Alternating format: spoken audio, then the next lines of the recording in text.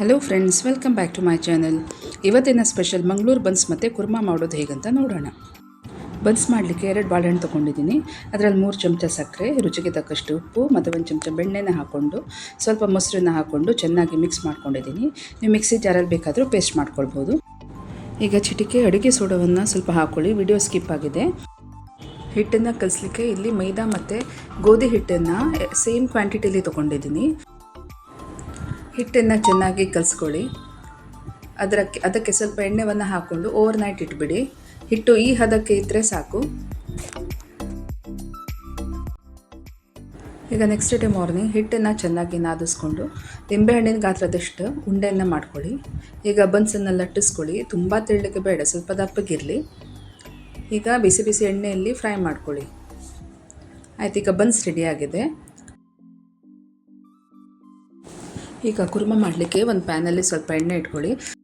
ಅದರಲ್ಲಿ 10ರಿಂದ 12 ಬೆಳ್ಳುಳ್ಳಿ, 2 ಹಸಿಮೆಣಸು, 1 ಚಮಚ ಕೊತ್ತಂಬರಿ, ಅರ್ಧ ಚಮಚ ಜೀರಿಗೆ, 2 ಲವಂಗ, 1 ಸಣ್ಣ ಚಕ್ಕೆ, 10ರಿಂದ 12 ಕಾಳುಮೆಣಸು, ಸ್ವಲ್ಪ ಕರಿಬೇವು ಮತ್ತು 1 ಚಮಚ ಗಸಗಸೆ ಇವನ್ನೆಲ್ಲ ಹಾಕ್ಕೊಂಡು ಚೆನ್ನಾಗಿ ಫ್ರೈ ಮಾಡ್ಕೊಳ್ಳಿ. ಈಗ ಸ್ವಲ್ಪ ಕೊತ್ತಂಬರಿ ಸೊಪ್ಪು ಮತ್ತು ಸ್ವಲ್ಪ ಕಾಯಿ ತುರಿನ ಹಾಕ್ಕೊಂಡು ಅದರಲ್ಲೇ ಸ್ವಲ್ಪ ಪರಿಮಳ ಬರೋವರೆಗೂ ಫ್ರೈ ಮಾಡಿ. ಸ್ವಲ್ಪ ಅರಿಶಿನ ಹುಡಿ ಹಾಕ್ಕೊಂಡು ಈಗ ಮಿಕ್ಸಿ ಜಾರಲ್ಲಿ ಪೇಸ್ಟ್ ಮಾಡ್ಕೊಳ್ಳಿ. ಈಗ ಅದೇ ಪ್ಯಾನಲ್ಲಿ ಸ್ವಲ್ಪ ಎಣ್ಣೆಯನ್ನು ಹಾಕ್ಕೊಂಡು ನೀರುಳ್ಳಿನ ಕೆಂಪಾಗೋವರೆಗೂ ಫ್ರೈ ಮಾಡಿ.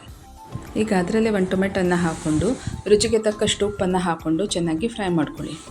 ಈಗ ಅದರಲ್ಲಿ 1 ಆಲೂಗಡ್ಡೆನ ಕಟ್ ಮಾಡ್ಕೊಂಡು ಹಾಕ್ಕೊಳ್ಳಿ.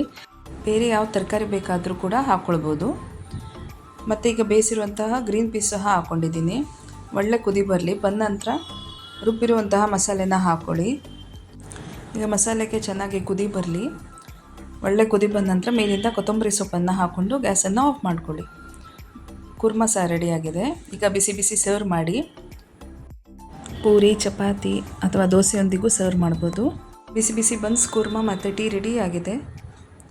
ವಿಡಿಯೋ ಇಷ್ಟ ಆದರೆ ಲೈಕ್ ಮಾಡಿ, ಶೇರ್ ಮಾಡಿ, ಸಬ್ಸ್ಕ್ರೈಬ್ ಮಾಡಿ. ಎಂಜಾಯ್. ಬಾಯ್ ಬಾಯ್.